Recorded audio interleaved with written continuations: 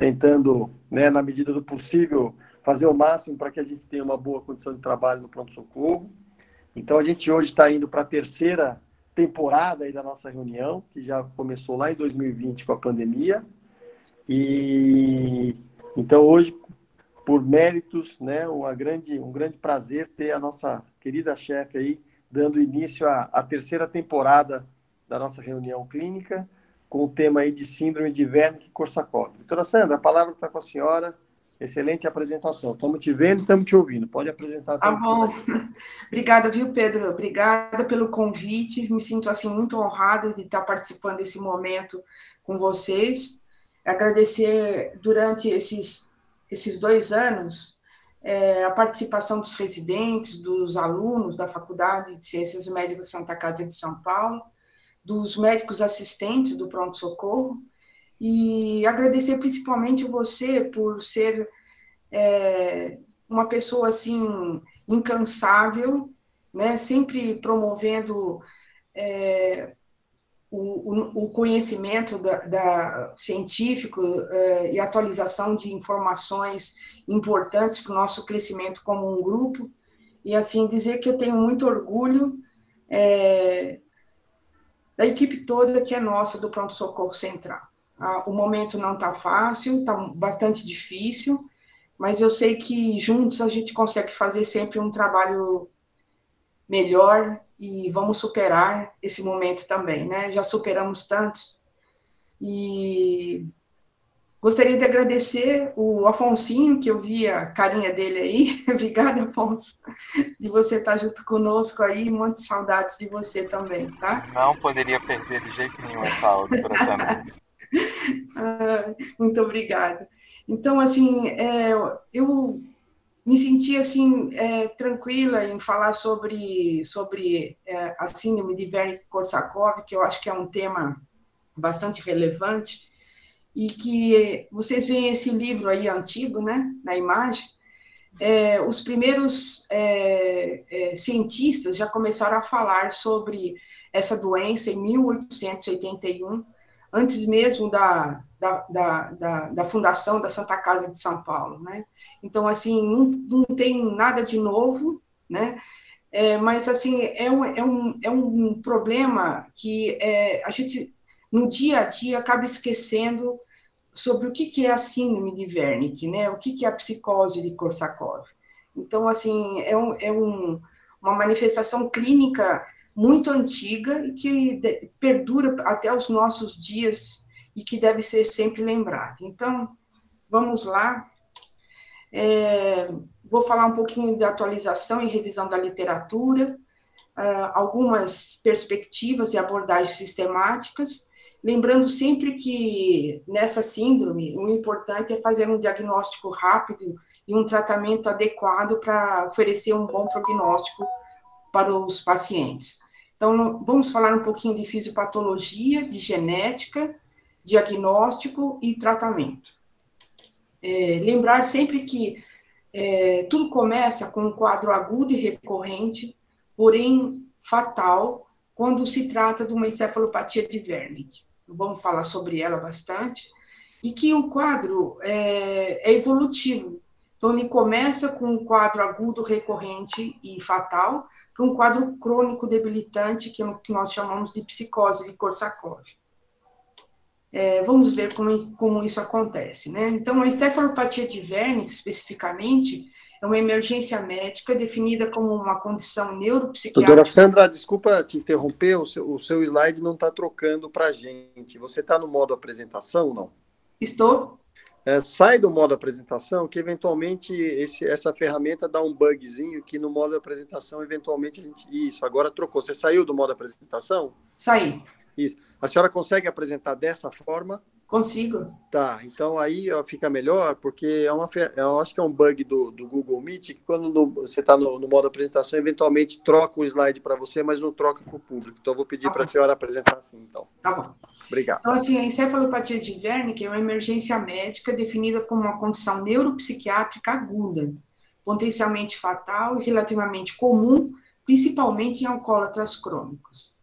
Então, lembrar que ela não é só uma condição clínica que afeta alcoólatras, ela afeta também pessoas com outras comorbidades que nós vamos falar mais para frente.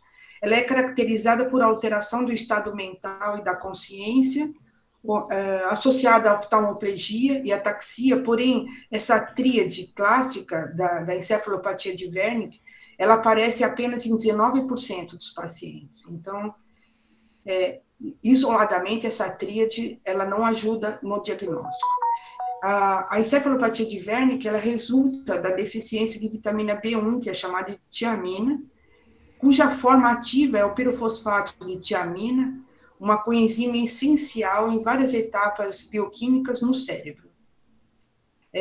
O diagnóstico em vida corresponde a 33% dos alcoólatras e 6% dos não alcoólatras, que são considerados casos mais graves e que são detectados em estudos de necrópsia.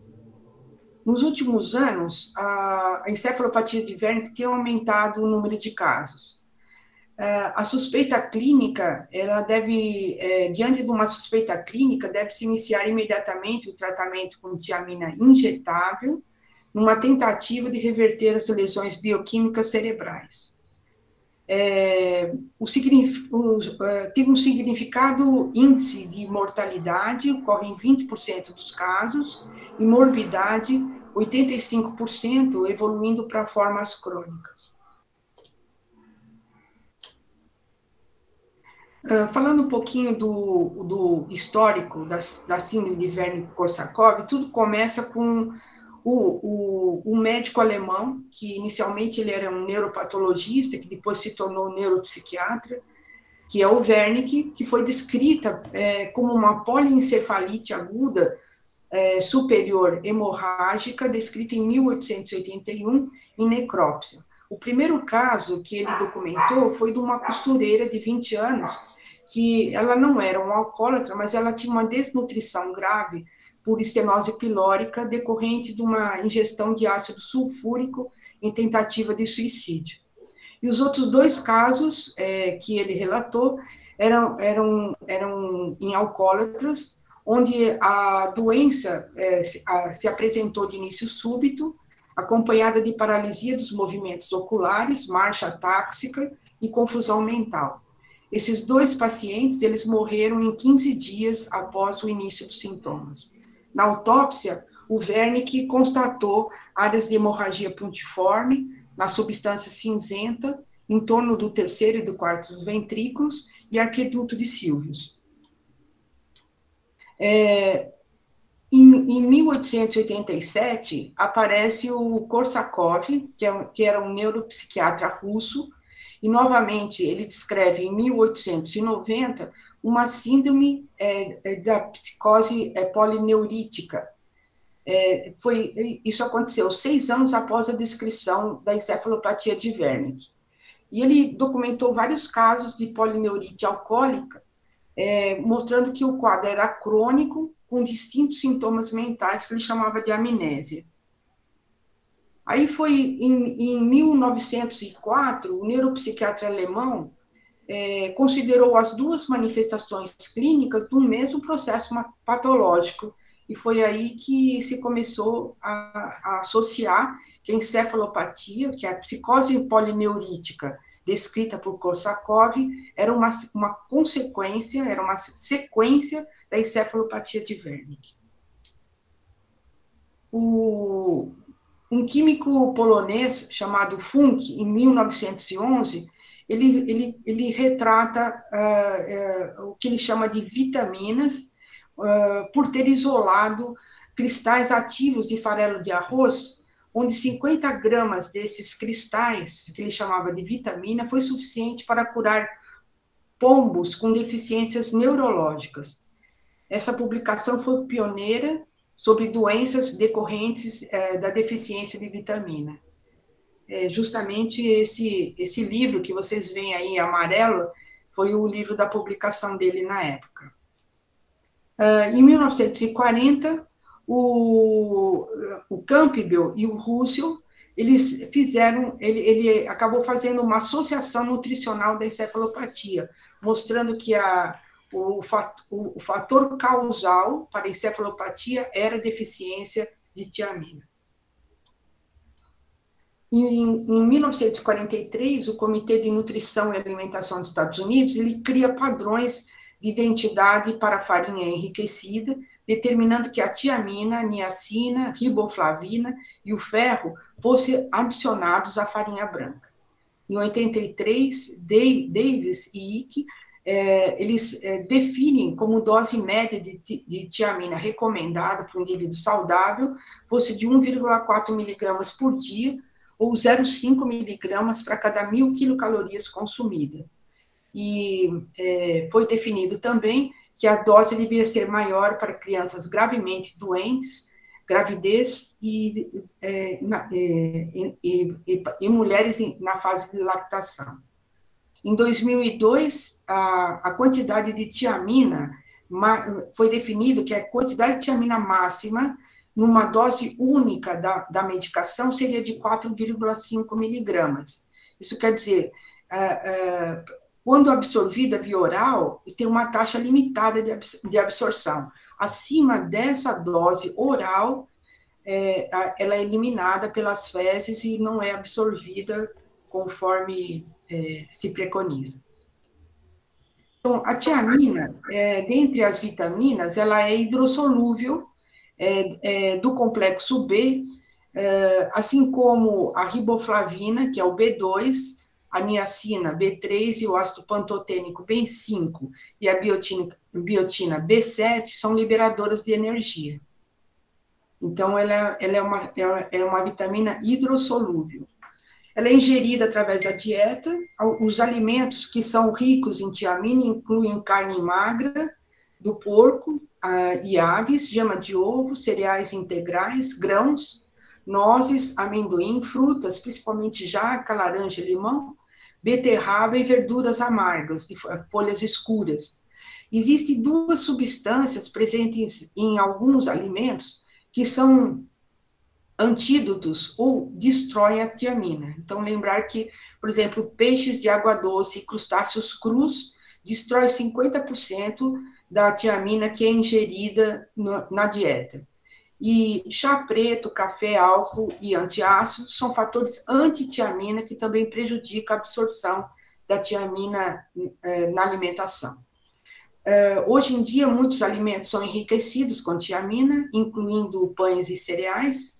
A necessidade diária mínima é de 0,33 miligramas para cada 1.000 calorias consumidas, e a Organização Mundial da Saúde, desde 2004, recomendou algumas doses diárias conforme o grupo etário, sendo lactentes menor, né, do que crianças de 1,9 anos, de 0,2 a 0,3 para 0,5 a 0,9, em adulto, mulheres de 1,1 miligramas por dia, homens 1,2, gestantes e mulheres em fase de amamentação 1,4 miligramas por dia, e recém-nascidos com mães lactantes também, que têm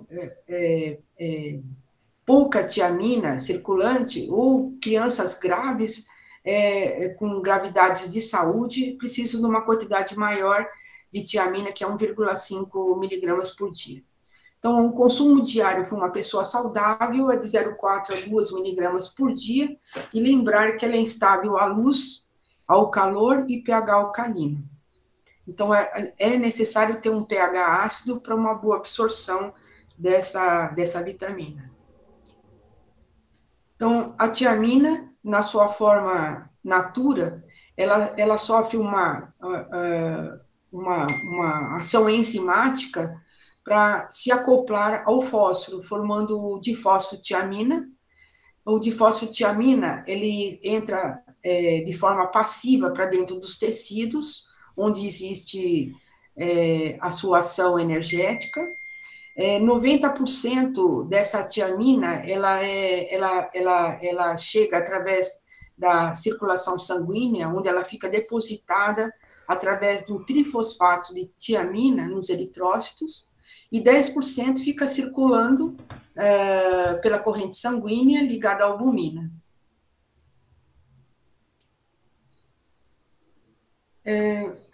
como vocês veem aqui, tudo começa aqui no canto esquerdo, eu não sei, vocês conseguem ver o mouse? Sim, conseguimos sim, doutora Sânia. Então, assim, através da dieta e seus ésteres de fosfato, no duodeno, a tiamina ela pode entrar através dos enterócitos, aqui é uma célula de enterócito, a tiamina ela tem um transporte ativo através de moléculas transportadoras de tiamina, ela sofre a fosforilação e formando difosfotiamina, que cai na circulação sanguínea. Isso em quantidade normal numa dieta, que é, como nós vimos, 1,3 gramas por dia. Quando você dá uma dose em excesso de tiamina, até, por exemplo, 4,5 miligramas por dose oral, que a gente considera como dose máxima de absorção a nível intestinal, a tiamina, ela percorre o enterócito através de um transporte passivo para cair na circulação. Então, eu vou ter a tiamina não fosforilada e a difosfotiamina. Ela percorre a veia porta e ela vai se depositar aqui no fígado, onde existe um acúmulo. É aqui que se acumula a tiamina, para ela ser distribuída para os diferentes tecidos, tanto para o cérebro, como o coração, rins e músculo, principalmente, né? Então, falando no cérebro, a tiamina, ela passa a barreira hematoencefálica na sua forma de difosfato ou na sua forma não fosforilada. E ela chega aos neurônios e aos astrócitos para poder desenvolver o seu aporte energético celular. Toda a dose em excesso é eliminada pelo rim. Em relação à fisiopatologia, então, lembrar que a forma ativa da vitamina B1, da tiamina, é o pirofosfato de tiamina. A tiamina é um cofator para várias enzimas que atuam no ciclo de Krebs e na via das pentoses fosfato, através da glicólise. Então, essas enzimas são chaves no processo de produção de energia celular. Então, a enzima que age onde a tiamina é um cofator para duas enzimas do ciclo de Krebs e uma para a via das pentoses. Então, seria a alfa-glutarato desidrogenase e o pirovato desidrogenase. E na via das pentoses, a transcetolase. Qual é a função no cérebro desse processo enzimático todo? É gerar energia através da produção de ATP. Então, o ciclo de Krebs, ele produz 28 ATPs nesse sistema de glicólise, enquanto que na via das pentoses, ele consegue produzir 36 ATPs. Ele também é importante, a tiamina, na produção da bainha de mielina, que é um lípide que é produzido a partir da acetil-CoA. É importante para a produção de aminoácidos e transmissores derivados da glicose, para iniciar a propagação de impulsos nervosos através da transmissão sináptica e condução axonal e a produção de aminoácidos. Então, aqui vocês veem, olha, consegui esquematizar o que seria o ciclo de Krebs e a via das pentoses, que eu vou falar aqui no outro slide. Então, tudo começa com a glicose, passa pela glicose 6-fosfato, formando o piruvato. E aqui, a acetil-CoA. Já tem uma enzima aqui que usa a tiamina como cofator, que é o piruvato desidrogenase. No ciclo de Krebs, durante todo esse processo aqui enzimático, existe a alfa-cetoglutarase desidrogenase, que também usa a tiamina como cofator, para poder fechar o ciclo de Krebs. Próximo. Quando a gente foca a via das pentoses, aqui, através da glicose, forma a glicose 6-fosfato, que junto com 2 na ADP, ele forma a ribose 5-fosfato, que vai, junto com o CO2 e o ADPH, formar a ribose 5-fosfato. Então, aqui você vê que essa via das pentoses, ela gera 36 ATPs, enquanto que no ciclo de Krebs acaba gerando 38 ATPs.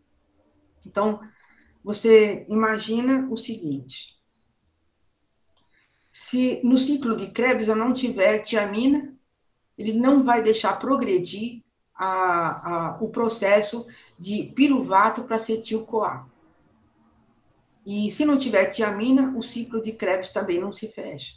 Então, com isso, o que acontece? Eu vou ter perda na transmissão sináptica da acetilcolinérgica e serotoninérgica e condução axonal, porque eu não vou ter acetilcolina. Também não vai se formar mielina, que é responsável pelo metabolismo dos lípidos e produção e manutenção da bainha de mielina. E a produção de aminoácidos e neurotransmissores derivados da glicose. Eu não vou ter formação de glutamato, aspartato, GABA e síntese proteica.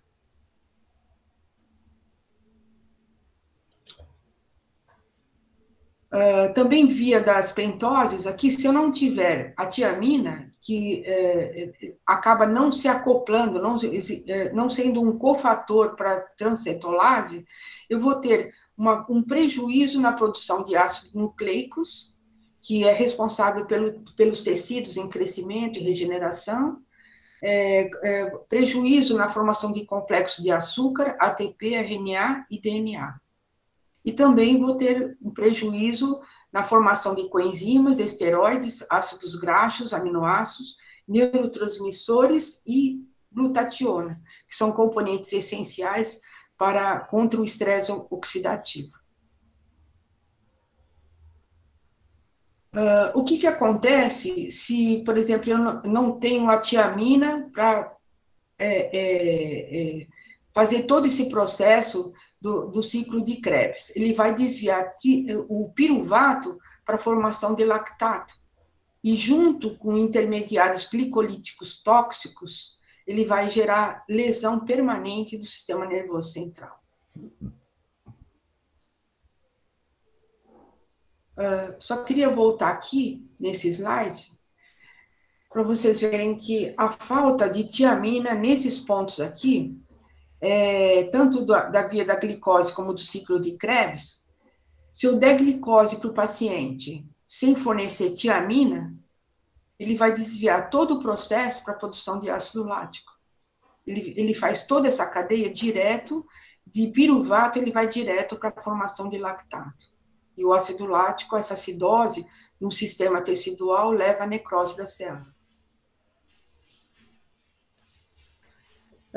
Quais seriam as alterações metabólicas e morfológicas cerebrais durante a deficiência de tiamina?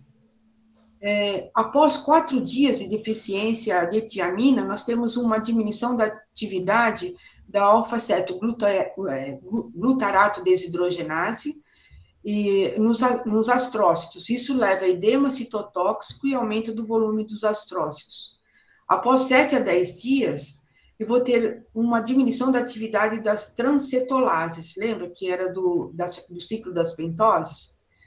Nos astrócitos, isso aumenta o óxido nítrico e disfunção das células endoteliais.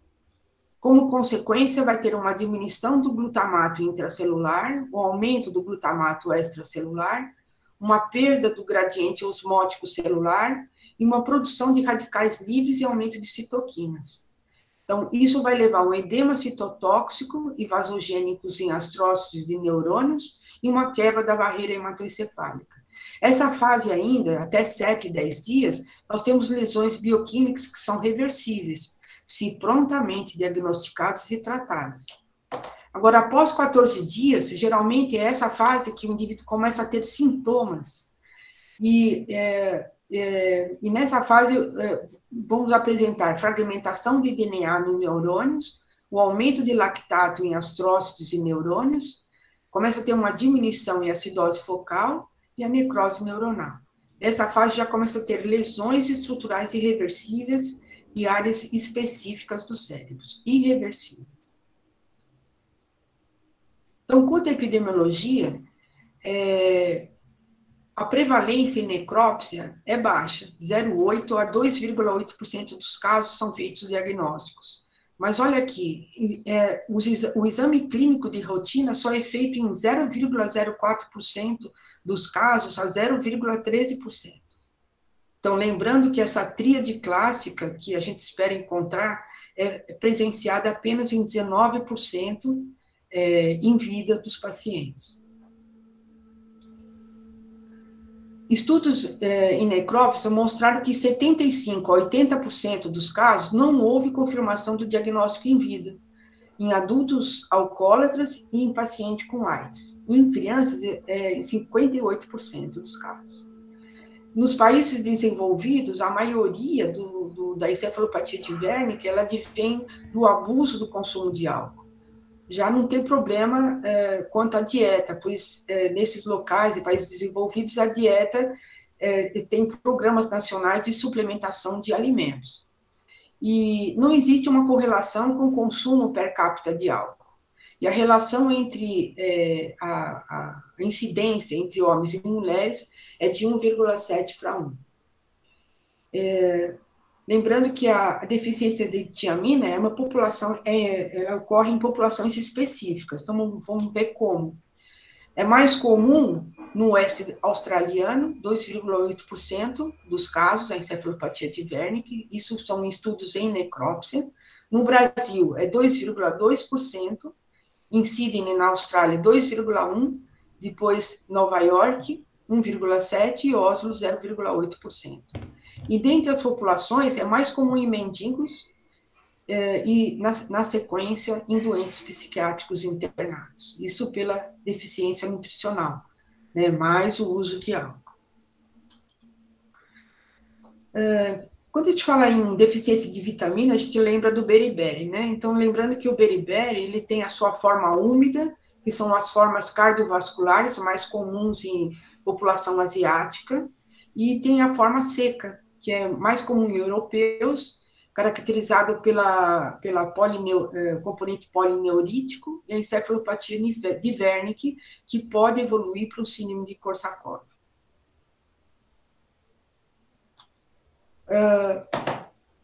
Dentre as síndromes associadas pela deficiência de tiamina, nós temos as manifestações neurológicas, as cardiovasculares, o beriberi gastrointestinal e o beriberi infantil. Então, os sintomas e sinais de beriberi dependem do quadro clínico, da idade, e se fala também em suscetibilidade genética. Vamos ver como é que isso acontece. Dentre as manifestações clínicas, das manifestações cardiovasculares do beriberi, o mais comum é o estado hiperdinâmico, onde nós temos uma miocardiopatia de alto débito, onde está presente a insuficiência cardíaca, a ortopneia e o edema pulmonar e periférico. É mais raro o estado hipodinâmico, que é a miocardiopatia de baixo débito, onde nós temos hipotensão grave, acidose lática e ausência de edema. Já nas manifestações neurológicas, nós temos componente central e componente periférico. E aqui no componente central que entra a encefalopatia de Wernicke e a psicose de Korsakoff. Já no comprometimento periférico, nós temos uma deficiência de tiamina mais a longo prazo e uma deficiência mais moderada e leve do que a encefalopatia de Wernicke, que a deficiência de vitamina, ela ocorre de forma, uma deficiência na dieta de forma mais abrupta e mais grave clinicamente. E no componente periférico, o componente distal, ele é sempre maior que o componente proximal. Então, compromete mais membros inferiores do que os membros superiores. No beriberi infantil, é mais comum em bebês amamentados por mães com deficiência de tiamina e bebês de 2 meses a 12 meses alimentados com fórmulas à base de soja sem complemento. Então, o quadro clínico é bem variável, mas ele vai desde uma miocardiopatia, afonia, pode ter ausência de reflexos tendinosos profundos, vômitos, diarreia, perda de peso, agitação, nistagmo e oftalmoplegia e sintomas respiratórios. Já no beriberi gastrointestinal, o paciente se apresenta com dor abdominal, vômitos e diarreia e uma acidose lática, muitas vezes mal explicada no contexto clínico. E o que seria a suscetibilidade genética da encefalopatia de Wernicke? Isso, os estudos mais recentes falam nos defeitos genéticos para o desenvolvimento da encefalopatia de Wernicke, mas, na verdade, ele é o encontro dos fatores ambientais com defeitos genéticos. É aqui que ele desenvolve a manifestação clínica. Dentre os fatores ambientais, nós temos a dieta carente de vitaminas, o abuso de álcool, paciente com AIDS, as doenças crônicas debilitantes, como pacientes com câncer, hiperemese gravídica, onde você tem vômitos incontroláveis, e pós-cirurgia bariátrica. Dentre os defeitos genéticos, os primeiros estudos começaram em 1977, não vou detalhar isso, mas passar assim levemente por cima, falando sobre as predisposições genéticas. Por exemplo, eles estudaram a afinidade diminuída da transcetolase pela difosfato-tiamina. Em 1993, falaram sobre mecanismos estragênicos. Em 96, variações do gene ligado à transcetolase like-1. Em 97, falaram sobre o polimorfismo da APOE, que era um fator de risco para amnésia na síndrome de Wernicke-Korsakoff. Em 99, variantes dos genes receptores do GABA. Em 2000, polimorfismo de enzimas do metabolismo do álcool. Em 2001, foram clonados 2 genes transportadores de tiamina. E em 2006, 3 novas variantes genéticas da proteína transportadora da tiamina de alta afinidade. Então, depois desse 2006, eu não achei mais nenhum estudo que falava sobre as predisposições genéticas para a síndrome de Wernicke-Korsakoff. Quanto ao diagnóstico, é importante ressaltar que a encefalopatia de Wernicke, o diagnóstico é clínico. A prova terapêutica positiva, quer dizer, a boa resposta à prova terapêutica é que define o diagnóstico, e não há teste laboratorial específico de rotina disponível. Então, precisa olhar o paciente, precisa estar do lado do paciente, não adianta ter uma expectativa que um exame vai fazer o diagnóstico, porque não é assim, né?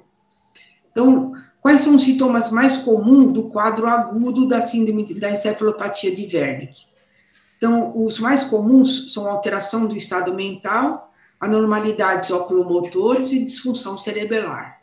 Dentre o estado mental, o que aparece é o estado confusional, que se caracteriza por uma lentidão mental, apatia, prejuízo da consciência para situações imediatas e incapacidade de concentração. Já as alterações oculares, o paciente apresenta nistagmo, paralisia ocular, que pode ser simétrica ou assimétrica, paralisia conjugada do olhar, dissociação ou lentificação pupilar à luz e anisocoria. Dentre as disfunções cerebelares, incoordenação da marcha e ataxia do tronco. Menos comum são os sintomas de estupor, hipotensão e taquicardia, hipotermia, acidose lática grave, distúrbios visuais bilaterais e papiledema, com ou sem hemorragia retiniana, crise convulsiva, perda auditiva, surto psicótico agudo, caracterizado por confusão, agitação, alucinação e distúrbios do comportamento. E os sintomas e sinais associados, né, como nós falamos, a forma úmida com a forma seca. Então, a forma úmida seria insuficiência cardíaca de alto débito, queixas gastrointestinais com dor lombar, náuseas e vômitos, e a polineuropatia periférica. E os sintomas e sinais tardios, que aparecem poucos dias após os primeiros sintomas, são hipertermia, aumento do tônus musculares e paresias espásticas, discenesias coreicas e coma e morte. Então, assim, a encefalopatia de Wernicke é um quadro clínico bastante exuberante, né, bastante intenso, bastante grave, e que o indivíduo pode morrer aí nessa fase, né? Dentre as formas clínicas, nós temos a forma subclínica, que, dentre as sensibilidades e especificidades, ela é praticamente detectável. Os sintomas são bastante frustros. Então, o indivíduo começa com uma cefaleia, uma fadiga, irritabilidade, desconforto abdominal e declínio da taxa de crescimento, principalmente em crianças. A tríade clássica, como já falamos, aparece só em 19% dos casos. O início é agudo, com alteração do estado mental. Isso é 82% dos casos. E anormalidades oculomotoras em 29% e a disfunção cerebelar em 23% dos casos. Essa é a tríade clássica. Como é que você faz o critério clínico de diagnóstico para essa síndrome de Wernicke? Então, praticamente 100% dos casos. Se você tiver 2 dos 4 sinais presentes, que são eles, um déficit nutricional, ou a alteração do estado mental, anormalidade oculomotora e disfunção cerebelar, você fecha quase em 100% dos casos a um diagnóstico de encefalopatia de Wernicke. Então, seria 2 desses 4 sinais presentes. Lembrar que a amnésia grave, que não melhora ou não regride com a reposição de tiamina, a gente já pode considerar como uma psicose de Korsakoff, que é o quadro crônico, debilitante e irreversível. As situações clínicas relacionadas à síndrome de Wernicke, que são assim, os fatores predisponentes para se fazer esse diagnóstico. Então, pacientes com dependência crônica de álcool, pacientes com desnutrição, diarreias crônicas, vômitos frequentes, incluindo gestantes com hiperemese gravídica e após cirurgia bariátrica. Lembrar que, dentre os fatores predisponentes, o mecanismo do álcool tem vários fatores, além da depressão de tiamina devido ao abuso crônico do álcool, né? Então, nós temos efeitos diretos da neurotoxina do álcool e seus metabólitos, fatores metabólicos associados à intoxicação e abstinência, doença cerebrovascular, encefalopatia hepática e o trauma craniano relacionado ao álcool. Tudo isso leva a prejuízo do sistema nervoso central. Relacionado à depressão de tiamina devido ao abuso crônico do álcool, nós temos a ingestão nutricional inadequada desses pacientes, principalmente quando falta também B6 e B12, a síndrome de má absorção, que o álcool de forma abusiva gera nesses pacientes, inibição do transporte ativo, bloqueando a fosforilização da tiamina para a difosfotiamina, que é a tiamina ativa, redução do estoque de tiamina devido à esteatose e fibrose hepática, né, essa lesão que o paciente tem pelo álcool, então isso reduz esse estoque de tiamina no fígado. A depressão de magnésio, o magnésio também ele é um cofator para a difosfotiamina, olha só que interessante.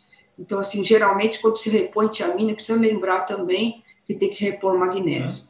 E alguns pacientes, né, esses alcoólatras, ele tem um aumento da excreção de tiamina via urinária. Então, tudo isso leva a uma depressão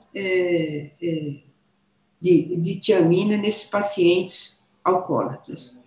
Uma coisa importante ressaltar é que alterações bioquímicas devido à deficiência sérica de tiamina pode ocorrer muito antes do aparecimento de alguns sinais claros dessa deficiência. Então, assim, as alterações bioquímicas já estão acontecendo quando as primeiras manifestações ocorrem. E o que se faz diante de um paciente na emergência? Então, o que se vê é que o diagnóstico ele é negligenciado. Existe uma falha, um retardo no tratamento de pacientes, principalmente aqueles que chegam na emergência vítimas de trauma, que são dependentes crônicos de álcool. Geralmente se esquece de fazer tiamina nesses doentes. Se faz a glicose e não faz a tiamina. Pacientes que chegam na emergência com confusão com embriaguez também acabam sendo mal diagnosticados essa deficiência de tiamina. Pacientes em investigação neurológica para quadros conceptivos, então, procura um tumor primário, mas esquece que uma deficiência de vitamina poderia fazer toda a diferença se fosse pensado e reposto em tempo oportuno. Pacientes, por exemplo, que nem a cirurgia bariátrica, onde se faz uma subdose de tiamina profilática, também. Administração de glicose hipertônica ou alimentação hipercalórica sem reposição adequada de tiamina. Isso, lembra? Ele vai gerar, através da reposição de glicose, a produção de ácido lático, né? E ele vai deixar de produzir todos os ATPs necessários para o metabolismo energético da célula. A encefalopatia de Wernicke, o diagnóstico é clínico, estou repetindo aqui, a prova terapêutica positiva é que define o diagnóstico, não há teste laboratorial específico de rotina, o líquor cefalorraquidiano geralmente é normal, ou ele tem uma proteína pouco elevada em estágios mais avançados, o eletroencefalograma é normal em estágios iniciais, e nas fases mais tardias só apresenta uma desaceleração inespecífica do ritmo dominante nesta fase. E os potenciais equivocados são normais. Aqui era só para repetir esse slide, para a gente guardar bem, né, o que acontece quando não tem tiamina, não entra o substrato, acaba não entrando no ciclo de Krebs e não desenvolvendo a via das pentoses fosfato para a produção de ATP, e ele desvia toda a glicose para a produção de lactato. Qual que é a alerta diagnóstica para suspeita clínica da encefalopatia de Wernicke? Então, seria, só para relembrar, desnutrição, uma doença subaguda ou crônica, pacientes que têm alteração da ingesta e absorção alimentar, mais pelo menos um componente da tríade clássica. Diagnóstico presuntivo, que são os laboratoriais, né? Concentração de tiamina no sangue, só que nós não fazemos isso de rotina. Na Santa Casa, acho que nunca medimos essa tiamina no sangue. Medição de atividade da transcetolase nas hemácias. Tem um método cromatográfico isocrático para líquido de alta performance em eritrócitos humanos. Então, só para vocês verem aqui, ó, esse é o aparelho desse cromatográfico aqui. É um exame bastante complexo e que não é viável para a nossa instituição ou para o nosso país. Diagnóstico presuntivo também é a ressonância magnética. Então, se a ressonância magnética vier normal, você praticamente exclui a doença. Mas, se ela tiver algumas alterações, alguns sinais típicos, 58% dos casos apresentam um hipersinal T2 bilateral e simétrico na região supraventricular do tálamo, hipotálamo, corpos mamilares, região periaquedutal, assoalho do quarto ventrículo e linha média do cerebelo. São essas regiões aqui, ó, mais comum, onde tem essas regiões mais em vermelho e menos comuns nessa região que tem esses pontinhos mais rosas. Então, os locais mais incomuns são as regiões corticais e esplênio do corpo caloso, que são essa região aqui. Tá? Existe também a ressonância nuclear magnética por difusão e ressonância magnética por espectrometria de prótons, mas que não são exames de rotina. A sensibilidade e especificidade não são tão altas, né? 53% para sensibilidade e 93% para especificidade.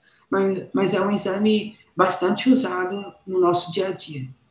Então, aqui só para documentar anatomicamente, as lesões da síndrome de Wernicke se localizam nessa parte mais central do encéfalo. Aqui é uma ressonância nuclear magnética axial, num paciente com encefalopatia de Wernicke. São essas 3 imagens, aqui mostrando, só para comparar, uma encefalopatia com o mesmo corte axial, paciente normal. Então, o A e o B, essas duas aqui, nós vimos lesões simétricas hiperdensas no tálamo medial, e aqui no C, vemos lesões hiperdensas na sequência T2, na substância cinzenta periarquedutal do mesencéfalo.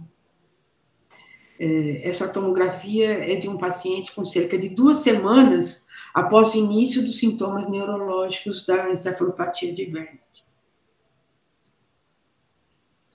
Quando você não tem achados de ressonância e localizações das lesões totalmente específicos para a encefalopatia de Wernicke, quando você não tem história clínica que define bem fator predisponente para a encefalopatia de Wernicke, e quando você tem uma resposta terapêutica não efetiva ou negativa para reversão ou melhora dos sintomas neurológicos, tem que pensar em diagnósticos diferenciais.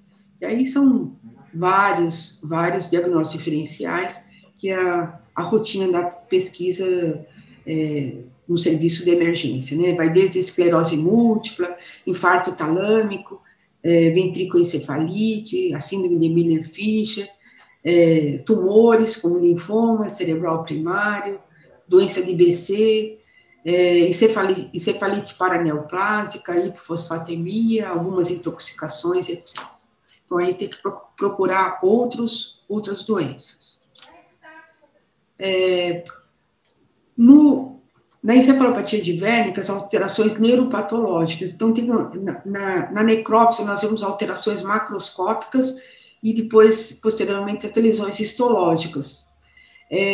Dentre a macroscopia, 50% dos casos, nós vemos nitidamente lesões na região do tálamo medial, corpos mamilares e substância cinzenta periaquedutal. Ele se apresenta com uma descoloração acinzentada, simétrica, congestão e hemorragias recentes. Já na histologia, 100% dos casos apresenta lesões no núcleo dorsomedial do tálamo bilateral e corpos mamilares. Você vê que corpos mamilares está presente em tudo, né? Desde a macroscopia. E essas regiões são responsáveis pela memória e aprendizagem. Temos lesões também, em 30% dos casos, a gente encontra lesões no verme superior do cerebelo, que é responsável pelo controle dos movimentos, tônus musculares e aprendizagem motora. E outras alterações histológicas menos comuns é a região periaquedutal, tegmento pontino, formação reticular do mesencéfalo, tubérculo posterior, quadrigêmena e córtex cerebral. As lesões agudas, elas se caracterizam por hemorragias múltiplas, simétricas, pequenas e recentes. Algumas espongioses, que são edemas entre essas áreas hemorrágicas, e as lesões crônicas, elas se apresentam como edema dos astrócitos e neurônios, perda dos neurônios, uma diminuição de fibras mielinizadas, a micróglia ativada, a astrogliose reativa e edema e hiperplasia dos vasos. Aqui o corte de um cérebro, né, onde mostra macroscopia, os corpos mamilares aqui são normais, né, então é só para vocês compararem, e aqui seria deixa eu ver se eu consigo arrastar aqui, ó, seria os corpos mamilares do paciente com síndrome de Wernicke. Veja como ele fica mais hipertrofiado e forrado de pontos hemorrágicos. Aqui seria uma imagem com uma hemorragia mais densa.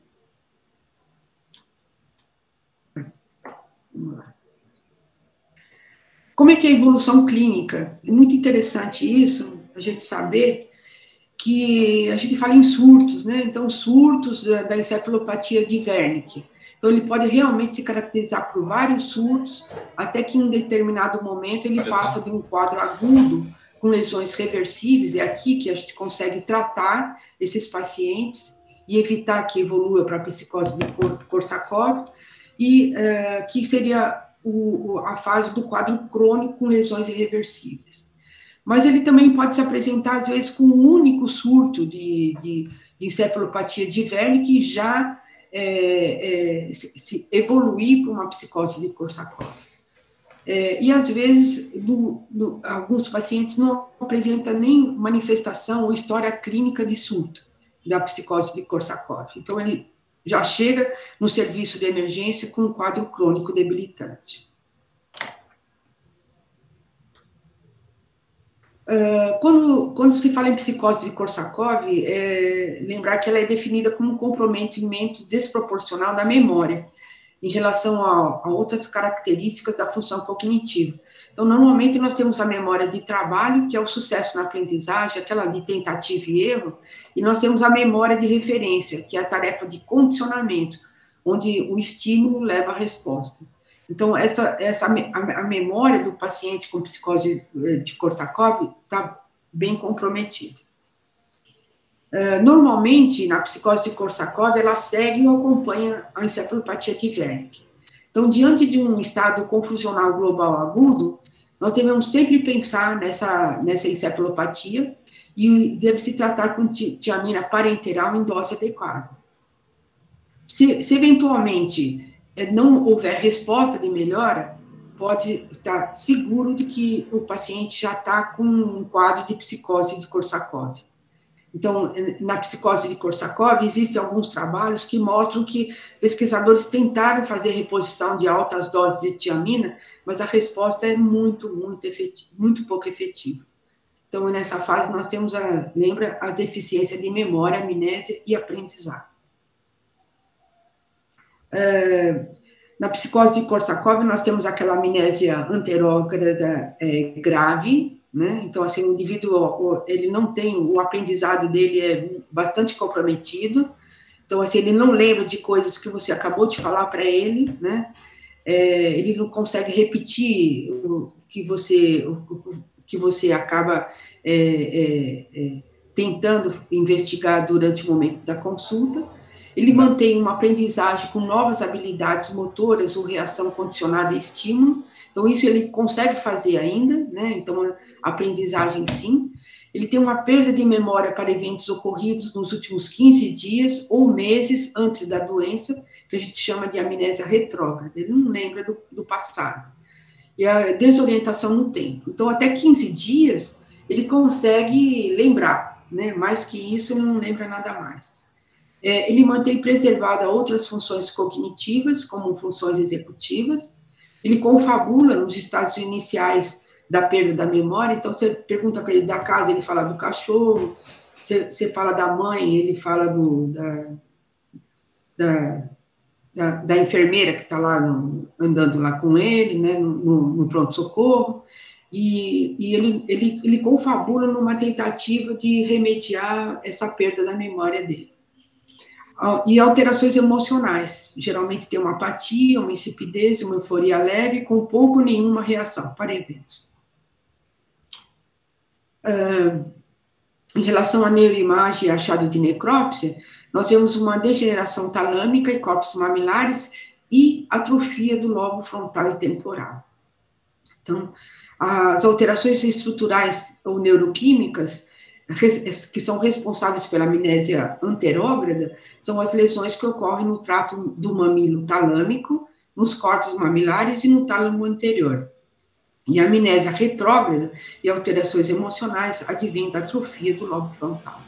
Então, você vê que na psicose de Korsakoff, essa atrofia aqui, ela é bastante significativa e progressiva. Tratamento.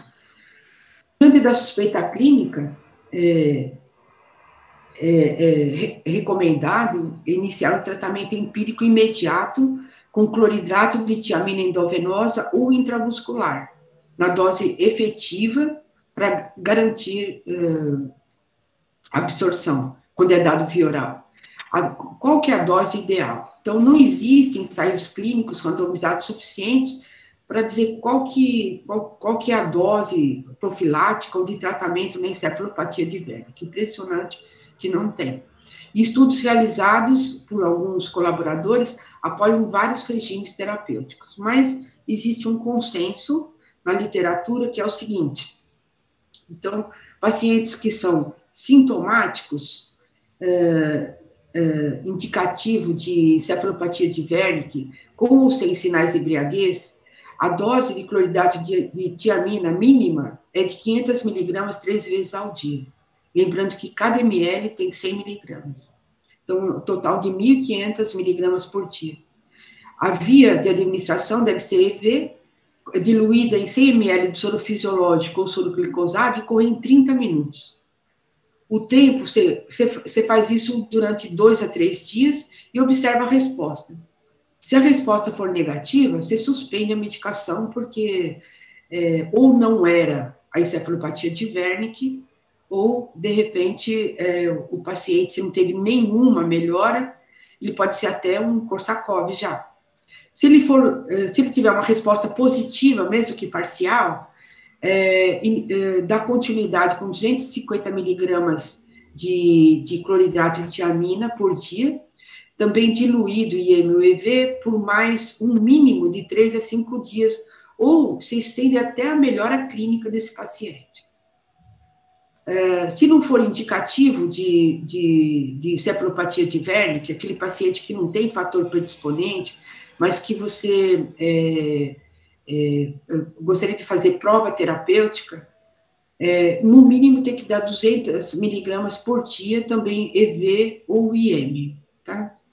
Como manutenção desse paciente que teve uma resposta de melhoria, dar via oral o cloridrato de tiamina na dose mínima de 100 miligramas por dia. E aí, vai longe, né? 2 a 3 meses é o tempo mínimo necessário. E como pacientes assintomáticos, a tiamina deve ser dada na dose de 250 miligramas por dia, também EV ou IM, por 3 a 5 dias consecutivos. Essas são as apresentações das medicações. Então, nós temos o cloridrato de tiamina na forma oral, conhecemos a Benerva, onde cada comprimido tem 300 miligramas, e tem a injetável, lembrar o Citoneorin, 5.000 unidades, de vitamina B1, ele tem 100 miligramas para cada ampola de 1 ml. Na Santa Casa, nós temos a nossa forma de apresentação, que também é de 100 miligramas. Então, quais são as recomendações para o tratamento? Então, diante de sinais agudos clínicos de encefalopatia de Wernicke, a dose de tiamina deve ser de 100 a 250 miligramas por dia. Voltando. Que 100 a 250 miligramas por dia é considerado uma dose insuficiente e o paciente tem risco de morte. Então, assim, lembrar que nos quadros agudos tem que dar uma dose muito, muito maior que essa, né? Podemos chegar até 1.500 miligramas por dia. Diante da suspeita clínica da encefalopatia de Wernicke, é obrigatório você dar na forma injetável, seja LV ou intramuscular, e sempre antes ou junto com a glicose injetável. Então, lembrar que se você fizer só glicose e não fizer a tiamina, o paciente vai fazer uma acidose lática ainda mais grave ou com um agravante do quadro clínico com lesões irreversíveis a partir daí. É importante corrigir distúrbios eletrolíticos e reposição de outras vitaminas, principalmente a niacina, B12, B6 e magnésio. A deficiência dessas enzimas e esse eletrólito leva à resistência terapêutica à tiamina. Não existe toxicidade à ingestão enteral de tiamina, mesmo em altas doses, que é aquela 4,5 miligramas por dia que nós falamos lá no início.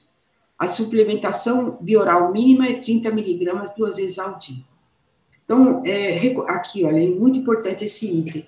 Administrar a todos os pacientes com sinais de causa desconhecida de coma ou estado de estupor, hipotermia ou hipertermia, paciente com taquicardia e hipotensão não tratável, e com acidose lática, independente dos sintomas associados, principalmente se houver fator predisponente para a encefalopatia de Wernicke, a reposição de tiamina aqui é muito bem-vinda. Ela pode fazer toda a diferença e salvar vidas aqui.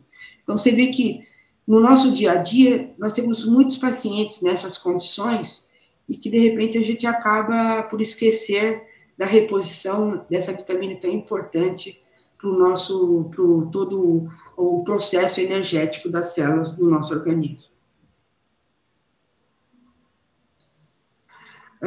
Quais seriam os efeitos colaterais indesejáveis da tiamina parenteral? Geralmente, nenhuma. Né? Ela é uma substância bastante segura. Ocasionalmente pode dar reação anafilática ou anafilactoide. Você consegue prevenir qualquer tipo de reação não indesejável, diluindo em 100 ml de soro fisiológico glicosado e infundindo em 30 minutos. Quer dizer, não é recomendado que se faça EV de forma rápida e, eventualmente, se tiver uma PCR, aqui no caso, usar adrenalina como medida terapêutica inicial. O prognóstico, o que é bastante interessante esse quadro, é que durante a terapia com tiamina, para encefalopatia de Wernicke, o primeiro sinal a desaparecer durante a reposição é a oftalmoplegia. 60% dos casos desaparecem em horas após a reposição. Às vezes sobra um fino nistagmo horizontal residual. Após dias, de 3 a 5 dias da reposição de tiamina, desaparece a ataxia e a confusão aguda global. Depois de 2 a 3 semanas da reposição, começa a melhorar o estado mental e haver recuperação, e a recuperação nem sempre é completa. A recuperação completa do estado mental só ocorre a partir do tratamento por um período de 3 meses. E após 3 meses, se não houver recuperação dos sintomas e sinais, podemos dizer que o paciente ele já está na fase de psicose de Korsakoff. Então, conclusão, apesar de ser uma doença prevenível e tratável, ela é subdiagnosticada em vida. Então, precisamos realmente lembrar mais das deficiências de tiamina e fazer a reposição necessária. Achados pós-morte indicam que a prevalência é maior do que se supõe. Então, as recomendações são o seguinte: recomendação nível C. O diagnóstico clínico de encefalopatia de Wernicke deve ser lembrado nas diferentes apresentações clínicas entre alcoólatras e não alcoólatras. Para o diagnóstico clínico em alcoólatras é necessário 2 dos 4 sinais, que são deficiências alimentares, sinais oculares, disfunção cerebelar, estado mental alterado ou perda leve da memória, recomendação nível B. Dosar tiamina total sérica imediatamente antes de sua administração é boa prática, mas a gente sabe que não é de uso habitual. A ressonância nível B, magnética, deve ser indicada para ajudar no diagnóstico de surto da encefalopatia de Wernicke, tanto em alcoólatras como não alcoólatras. Lembrar que a ressonância magnética normal exclui a hipótese diagnóstica. A tiamina está indicada no tratamento dos casos suspeitos ou manifestos, deve ser administrado antes de qualquer carboidrato, na dose de 200 miligramas 3 vezes ao dia no mínimo, de preferência via endovenosa, e não esquecer de corrigir magnésio sérico, suplementação de B3, B2 e B6. A segurança global da tiamina é muito boa, nível B, e após cirurgia bariátrica é recomendável o acompanhamento desses pacientes por pelo menos 6 meses e fazer suplementação parenteral se necessário. A tiamina parenteral deve ser dada a todos os indivíduos em situações de risco admitidos no pronto-socorro e realizar necrópsia a todos os óbitos com suspeita clínica. Isso cada vez mais raro, né? No nosso pronto-socorro, inclusive, as pessoas pedem muito pouco. Só para lembrar, nós tínhamos Carmen Lancelotti, já há muito tempo saiu da anatomia patológica da Santa Casa. Ela era uma grande anatomopatologista e que assim, era apaixonada por sistema nervoso central. Então, assim, eu tive a felicidade de compartilhar com ela assim, momentos muito importantes, onde excelentes diagnósticos eram feitos na mesa de necrópsia. Se aprendia muito. Quais são os desafios para a encefalopatia de Wernicke? Nós vamos precisar de mais estudos anatopatológicos e bioquímicos, mais estudos randomizados controlados, identificação de pessoas geneticamente predispostas, para realmente levar propostas terapêuticas e profilaxias mais efetivas, e conscientização da necessidade de necrópsia em todos os pacientes que tiveram suspeita da doença em vida. Aqui são as referências bibliográficas. E só para terminar, para não ser muito extensa, nós estamos 20 horas e 48 minutos. Pode ser, Pedrinho? Vou falar pode ser sim, sem problema. Vou falar de um relato de caso clínico que vivenciamos no pronto-socorro central. Manda ver. É um homem de 59 anos que foi internado no pronto-socorro da Santa Casa devido a um quadro de confusão mental aguda, e ele estava no 23º dia de pós-operatório de gastrectomia por linfoma. Então, como é que foi o desenrolar desse caso? Ele era um usuário crônico de álcool, que há 4 meses ele começou a apresentar vômitos alimentares tardios, ocasionais, com alimentos parcialmente digeridos, associado à plenitude pós-prandial e pirose.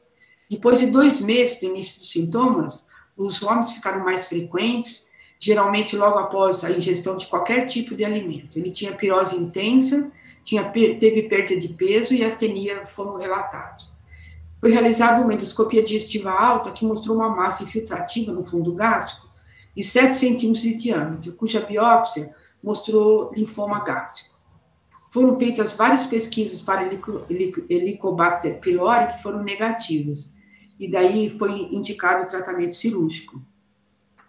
Nessa época, o paciente já apresentava discretos episódios de lapsos de memória, com amnésia anterógrada e retrógrada de forma transitória, com nítido comprometimento da memória de fixação.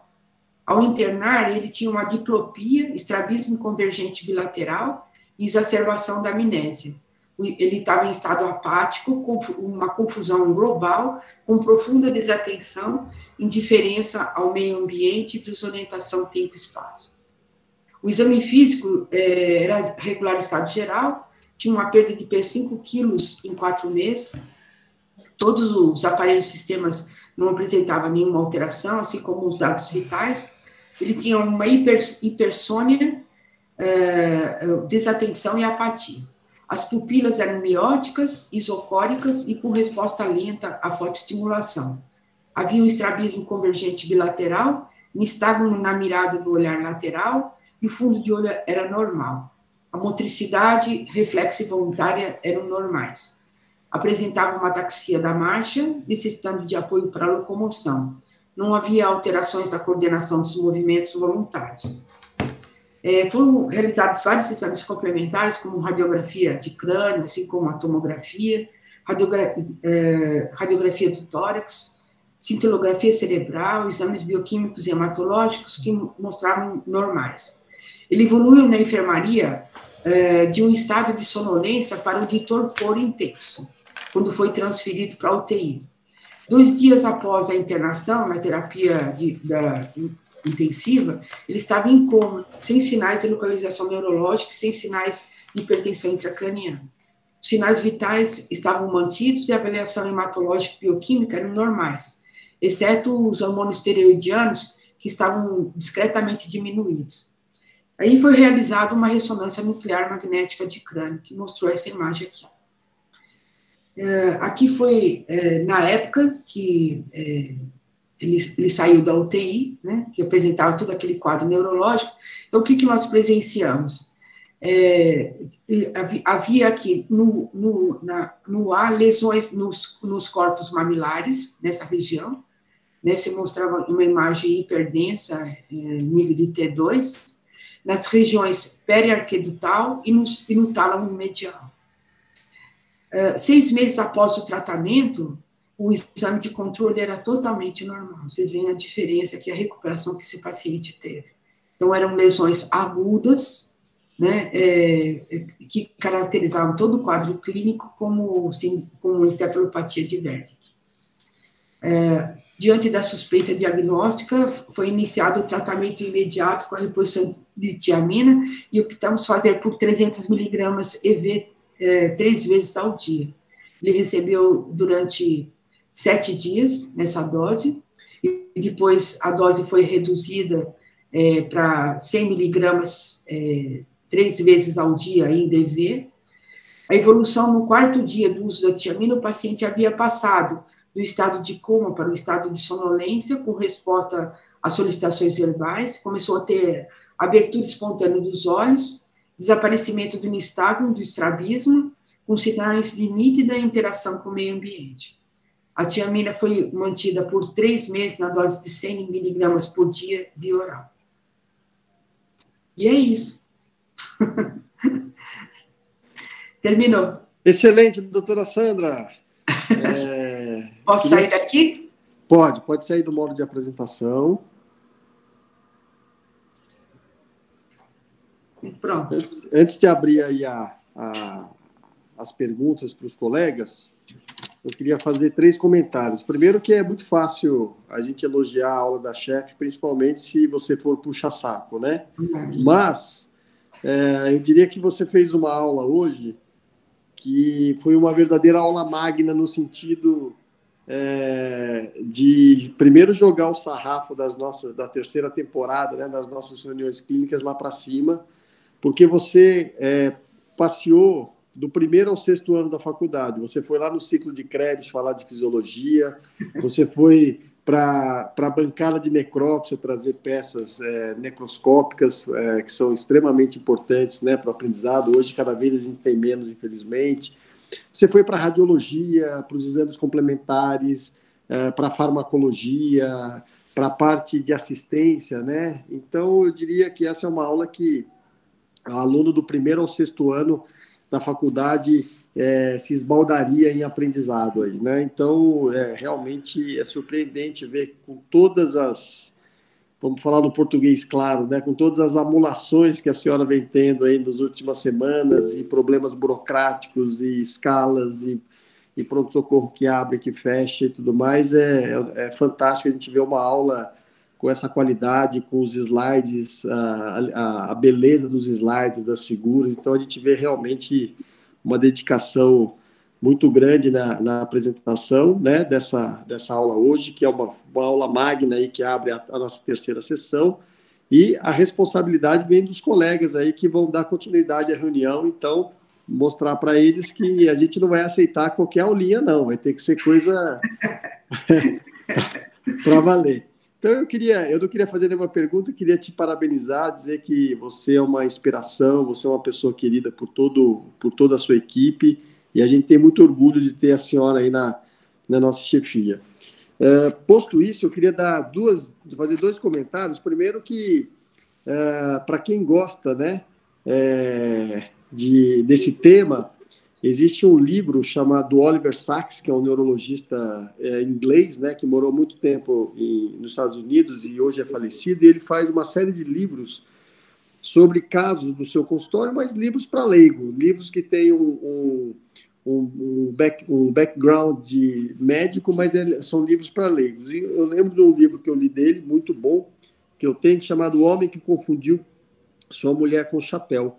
E nesse livro ele conta um dos casos que ele relata, justamente de um paciente com síndrome de Wernicke-Korsakoff, e é muito interessante. Então fica aí essa dica da leitura. E queria dizer que a cerveja é uma bebida alcoólica que ela é bastante rica, tanto em complexo B, vitaminas do complexo B, como ácido fólico. Então, se vocês forem beber, aí para os colegas que estão participando da reunião, prefiram aí a cerveja, porque ela previne aí contra a síndrome de Wernicke-Korsakoff, porque ela é rica em folato. Não em excesso, hein? Não, em excesso nada. Mas é isso. Queria abrir aí aos colegas perguntas. Obrigada, viu, Pedrinho, pelos comentários aí. Imagina. Me sinto orgulhosa aí de estar junto. Algum comentário, os neurologistas? Aí o João já anotou a dica aí. Boa noite. Boa noite. Fala, Pedro. Fala, Pedro. Boa noite, professora. Boa noite. Oi, boa noite, você tá bom? Pedro. Tudo bom? Eu queria agradecer também a aula. Uma aula sensacional. Agradecer tudo que a senhora faz, a paciência que a senhora tem com a gente. Alguns de nós com as nossas cagadas aí desde a época da faculdade. Mas eu queria não complementar, que não dá para complementar acho que nada de Wernicke, mas só lembrar para os residentes uma situação que a gente vê a síndrome de Wernicke associada também é a síndrome de realimentação, né? Que é uma coisa que a gente vê em faculdade, essas coisas como algo de África subsaariana, e não é nem um pouco assim, é muito comum dos nossos pacientes também, tanto doentes cirúrgicos, desnutridos, doentes oncológicos, doentes críticos em geral, e os nossos doentes da Santa Casa, né? É uma situação que pode ter síndrome de Wernicke junto com outras coisas, como arritmias, febre, hipertermia violenta e outras coisas também. Então, acho que é uma situação para a gente lembrar quando pensar em reportiamina, dosar fósforo, magnésio também, que a gente pode prevenir outras coisas. Muito obrigado, professora. Boa noite. Obrigada a você. É isso mesmo. Quem mais? Quem mais?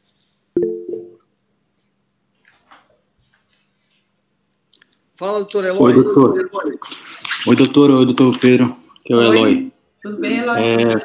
Primeiro, parabenizar realmente que a aula pegou todo o assunto. Eu acho que a gente não consegue nem complementar mais nada da aula, porque pegou todos os aspectos que a aula podia comentar, né? Mas eu só queria também complementar um pouquinho sobre o diagnóstico diferencial com encefalopatia hepática, porque são pacientes que são alcoólicos, são etilistas, tem uma carga etílica bem importante e podem evoluir com cirrose e com encefalopatia hepática. Eu acho que a doutora foi muito precisa mostrar assim, que são pacientes que evoluem com alterações neurológicas cerebelares importantes. Então, assim, se pegando um paciente cirrótico, mas que tem nistagmo, que tem alteração de marcha, que tem alterações que a gente pensa em dano cerebelar, não dá para você falar que isso é só encefalopatia hepática. Então, assim, tem que sempre pensar nessas nuances desses pacientes. Obviamente, dá para ter uma região de comunhão entre as duas patologias, mas nesses sintomas neurológicos mais exuberantes como esse, tem que pensar realmente em síndrome de Wernicke-Korsakoff. Era só isso mesmo, que às vezes a gente pega aqui uns pacientes que chamam a gente para avaliar como cefalopatia, mas o paciente tem um quadro muito mais exuberante do que realmente só um torpor, só uma coisa que é o que a encefalopatia metabólica, que a encefalopatia hepática apresenta. Era só isso. Muito bem lembrado, viu, Eloy? E assim, obrigado pelos seus comentários, isso é uma observação bastante importante. E assim, lembrar, dentro disso que você falou, que a tiamina nunca é demais, né? A reposição de eletrólitos e complexos vitamínicos, então, assim, tem que repor mesmo, né? Então, não tem como a gente dosar, né? Mas a prova terapêutica, eu acho que faz toda a diferença lá na frente, né? Maravilha, obrigado, Eloy. Quem mais? Alguém mais?